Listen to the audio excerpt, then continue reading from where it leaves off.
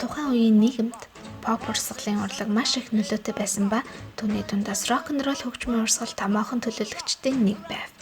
Рок н ролл тэдний хувцас загвар болон бие авч явах байдал хүртэл өөрийн гэсэн нөлөөг үзүүлж байсан ажээ.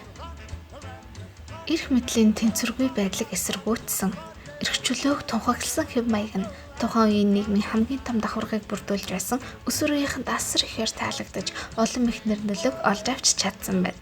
Харин насанд хүрэхсэд эцэг эхчүүдэд тийм ч их таалагддаггүй байсан хэрнээ 1956 оны байдлаар радиогоор тоглож буй бүх дууны 70%-ийг рок н ролл эзэлж байжээ.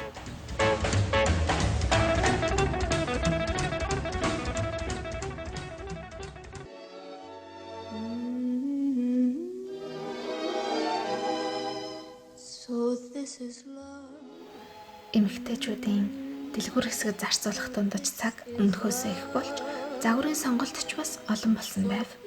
1947 онд загвар зохион бүтээгч Кристиан Диорын танилцуулсан New Look хэмээх бэлгүүсийг онцгойлон тодтогсон загваруудаас эхлэлтэйгээр элсэн цаг хэлбэрийн силуэт агуулсан хувцаслалт хамгийн түгээмэл нь байсан байна.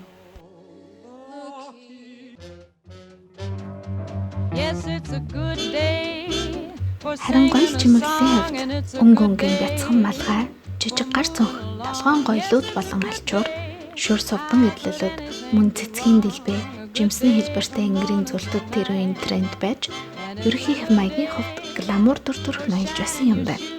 Тийм болохоор гоёмсог нарны шил болон бэлийг хизээч орхигдуулж болохгүй гэнэ.